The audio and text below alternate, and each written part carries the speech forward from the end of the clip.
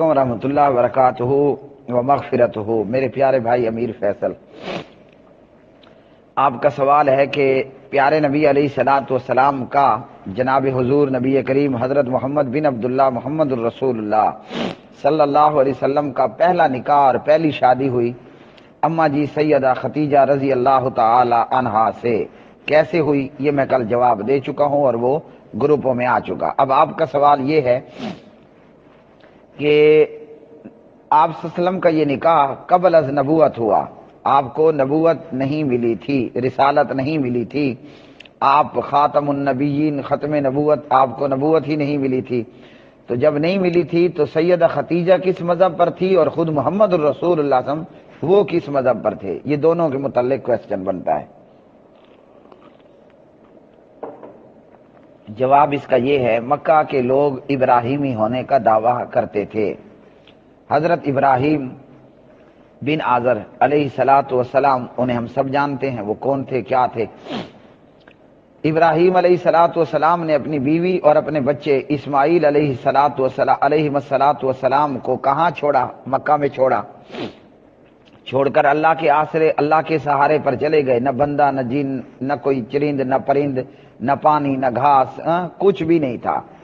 آگے ہم جانتے ہیں کہ پھر ابراہیم علیہ الصلوۃ والسلام آئے اور حضرت ابراہیم اور اسماعیل علیہ الصلوۃ والسلام نے مل کر اللہ کے حکم سے بیت اللہ تعمیر کیا، جس کے عمرے کرنے کی آپ کو اور مجھ کو اور حج کرنے کی اللہ تعالی سعادت نصیب فرمائے۔ اچھا جی، بیت اللہ تعمیر ہو گیا۔ اب اسماعیل علیہ الصلوۃ والسلام کی دعوت کی وجہ سے یہ علاقہ بھی لا الہ الا اللہ پڑھنے والوں کا علاقہ تھا، یعنی یہاں کے لوگ مسلمان تھے اور اللہ ہی کی عبادت کرنے والے تھے۔ وقت گزرنے کے ساتھ ساتھ خرابیاں آتی رہیں، لیکن اس کے باوجود لوگ توحید پر رہے، تا وقتے کہ ایک وقت ایسا آیا، مکہ ہی کا رہنے والا ایک شخص جسے مکہ کے لوگ بڑا عالم فاضل سمجھتے تھے، لیکن تھا وہ چول، تھا وہ احمق، وہ مشرک اور وہ پلید تھا اور لعنتی تھا پرلے درجے کا۔ اور نبی علیہ الصلوۃ والسلام نے یہ بھی فرمایا کہ میں نے اسے دیکھا کہ وہ جہنم میں اپنی آنتوں کو گھسیٹتے پھر رہا تھا، او کما قال علیہ الصلوۃ والسلام۔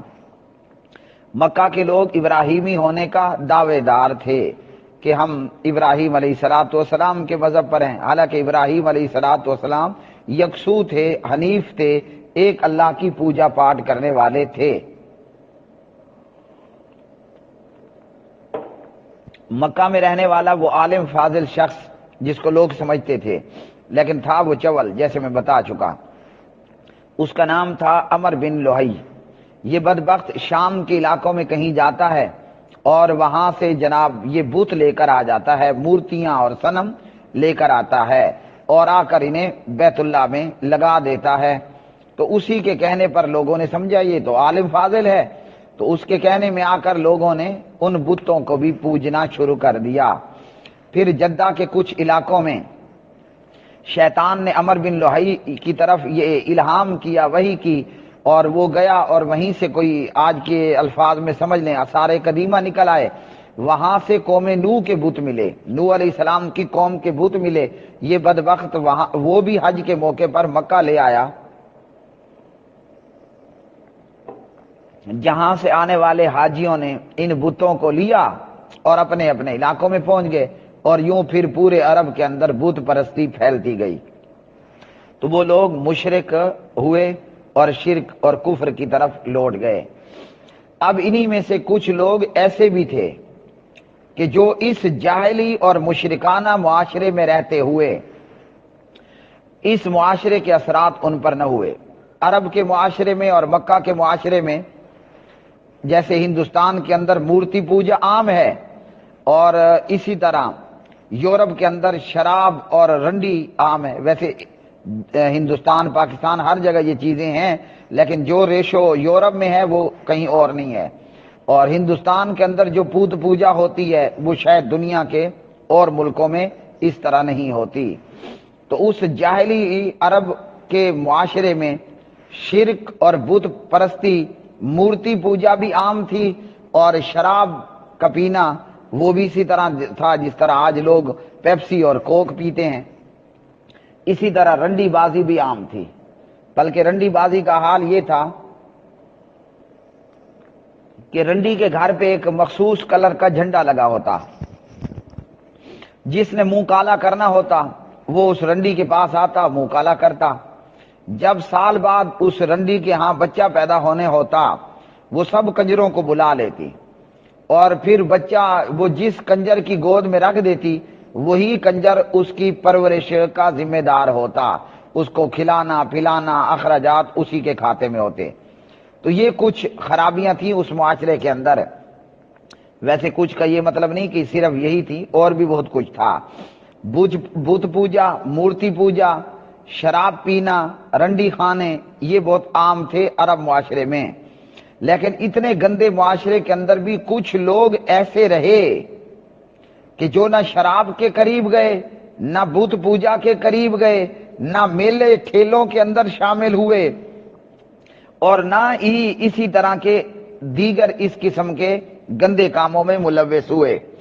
انہی میں سے ایک سیدہ خدیجہ الکبریٰ رضی اللہ تعالی عنہا بھی تھی، انہی میں سے ہمارے پاک پوتر جناب حضرت محمد بن عبداللہ محمد الرسول اللہ صلی اللہ علیہ وسلم بھی تھے، انہی میں سے ایک جناب حضرت عثمان ابن عفان بھی تھے رضی اللہ تعالی عنہ، اور انہی میں سے ایک حضرت ابو بکر صدیق رضی اللہ تعالی عنہ بھی تھے، اور اس طرح معاشرے میں کئی لوگ۔ تو جب اسلام آیا اور نبی علیہ الصلوۃ والسلام ہیرا پہاڑی کے غار ہیرا سے جو ہے وہ آئے مکہ میں، اور اپنے گھر آئے اور اپنی بیگم کو بتایا، تو سیدہ خدیجہ رضی اللہ تعالی عنہا، جس نے شادی سے پہلے ہی پیارے نبی علیہ الصلوۃ والسلام کو پہچان لیا تھا، اور ویسے سیدہ خدیجہ رضی اللہ تعالی عنہا نے نبی علیہ السلام سے نکاح سے پہلے ایک خواب دیکھا، سورج یا چاند، اب دو میں سے کہیں مجھ سے مسٹیک ہوگی، سورج تھا یا چاند تھا۔ سیدہ خدیجہ خواب دیکھتی ہیں کہ سورج جو ہے وہ سیدہ خدیجہ کی گود میں آ گیا، اور یہ بہت بڑا خواب تھا، مطلب کہ سیدہ خدیجہ کی زندگی روشنیوں سے بھر جائے گی، روشنیوں سے بھر جائے گی، اور سیدہ خدیجہ رضی اللہ تعالی عنہا اپنے اس خواب کی تعبیر کے انتظار میں بھی تھی۔ اس کا مطلب بہت زیادہ، حد سے زیادہ خوش بختی، حد سے زیادہ سعادت مندی، خیر و بھلائی تھا۔ اور سیدہ خدیجہ چونکہ نبی علیہ الصلوۃ والسلام کو اچھی طرح دیکھ چکی تھی، کس طرح کا دیکھنا؟ آپ کے اخلاق کا دیکھنا، کہ پیارے نبی علیہ السلام کئی مرتبہ سیدہ خدیجہ رضی اللہ تعالی عنہ کا تجارت کا مال لے کر کئی ممالک کے اندر خرید و فروخت کے لیے گئے، اور سیدہ خدیجہ نے اپنے مال میں نفع کے اندر برکت بھی دیکھی، اور اسی طرح سیدہ خدیجہ کے غلام میسرہ نے بھی سیدہ خدیجہ کو بتایا کہ یہ جو شخص ہے محمد صلی اللہ علیہ وسلم، یہ تو بے نظیر اور بے مثال ہے۔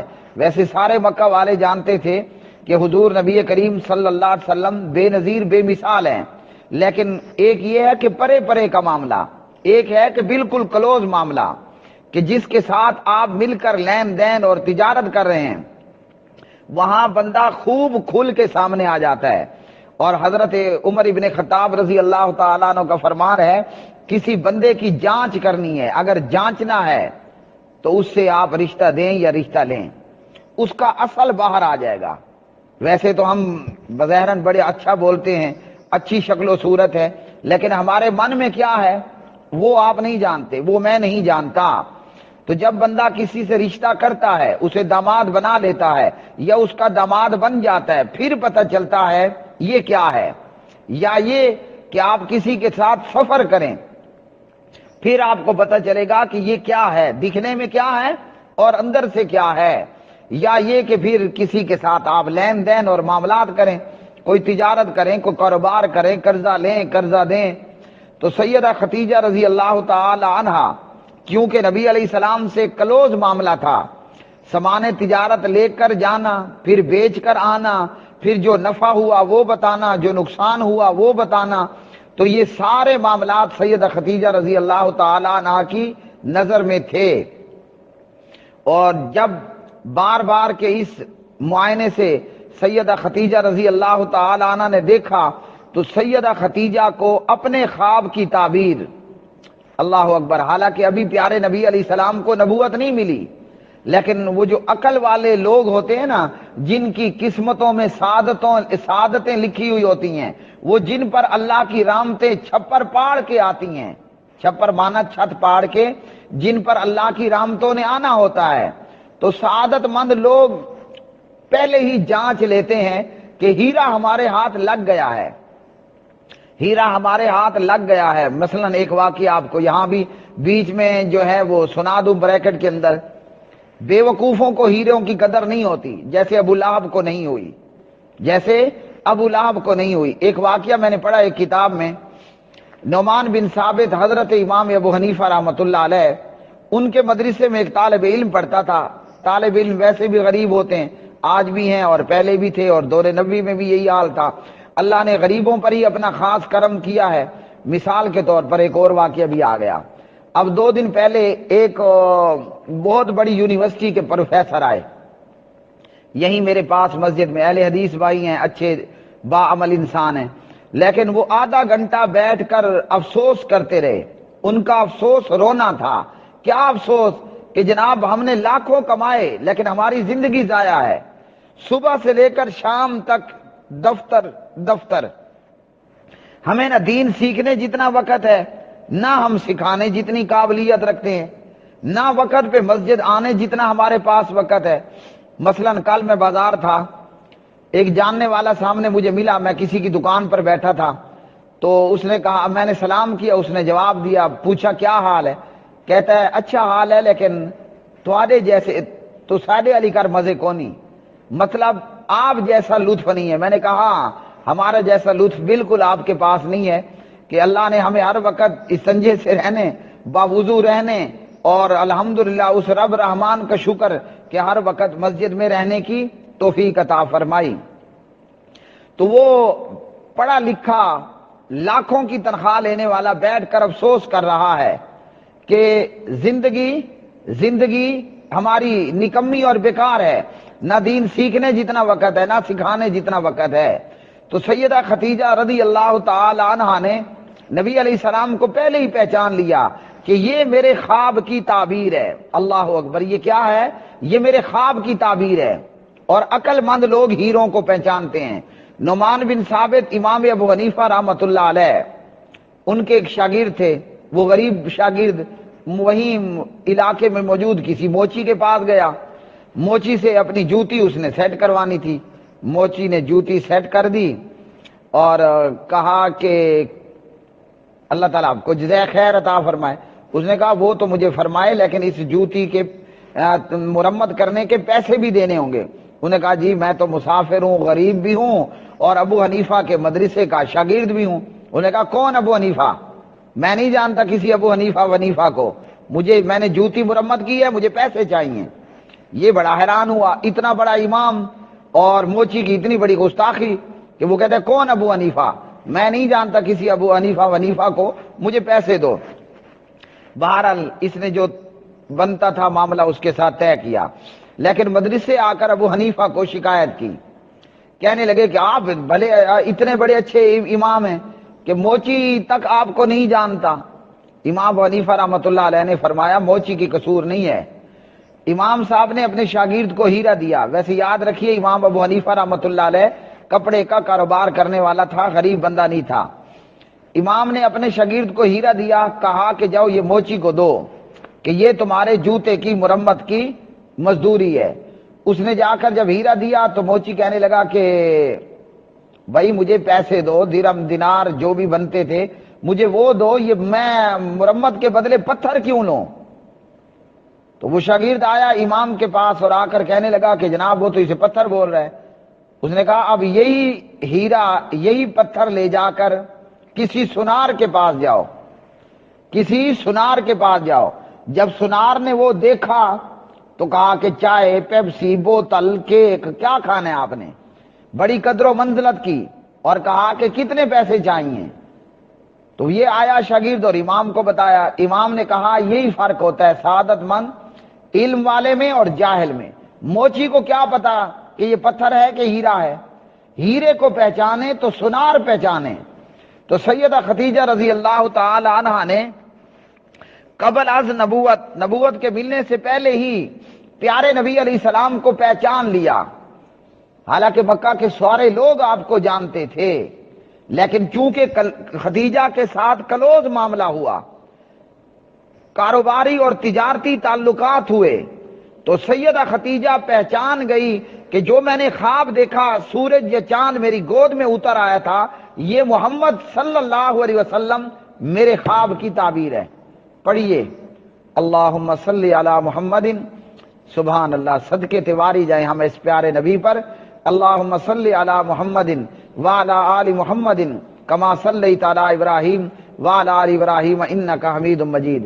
اللہم بارک علی محمد وعلی آل محمد کما بارکت علی ابراہیم وعلی آل ابراہیم انک حمید مجید۔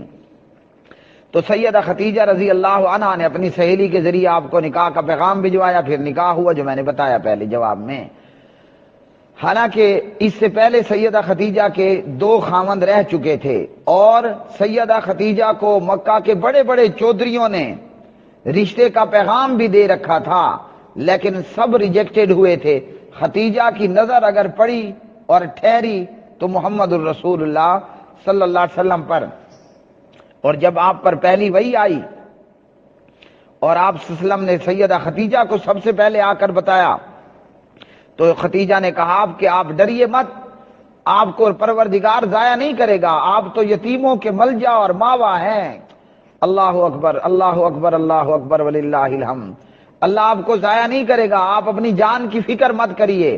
بیوی ہو تو ایسی، گھبرائے ہوئے خامند کو، پریشان حال خامند کو تسلیاں دے۔ کہا کہ آپ کو آپ کا رب نہیں ضائع کرے گا، کیوں؟ آپ تو غریبوں اور یتیموں کے ملجا اور ماوا ہیں۔ اور اللہ اکبر، وہ پیارے نبی صلی اللہ علیہ وسلم کیسے غریبوں کا ٹھکانہ اور غریبوں کا سہارا تھے۔ پیارے نبی علیہ الصلوۃ والسلام نے 3 اونٹنیاں خریدی۔ جس قیمت پر آپ نے 3 اونٹیاں خریدی، مثلا میں ایک سیمپل کے طور پر کہہ رہا ہوں، 3 لاکھ میں آپ نے 3 اونٹیاں خریدی، ان میں سے 2 اونٹنیاں آپ صلی اللہ علیہ وسلم نے قیمت خرید پر بیچ دی۔ کیا مطلب؟ 3 لاکھ پہ خریدنی، 1 اونٹنی آپ کو فری میں بچ گئی۔ جو آپ کو نفع ہوا وہ آپ نے بیواؤں کے اندر تقسیم کر دیا۔ یہ تھا غریبوں کا ملجا، یتیموں کا ماوا، محمد الرسول اللہ صلی اللہ علیہ وسلم۔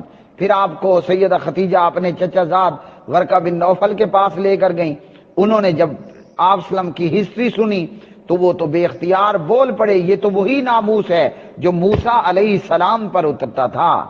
سبحان اللہ۔ مطلب ورقہ نے کہا آپ کی قوم آپ کو نکال باہر کرے گی، آپ کو ہجرت پر مجبور کر دیا جائے گا۔ اور پھر وہی ہوا جو ورقہ نے خبر دی تھی۔ تو آپ پر ایمان لانے والیوں میں سب سے پہلے آپ کی بیوی مومنوں کی ماں سیدہ خدیجہ بنت خویلد رضی اللہ تعالی عنہا تھی۔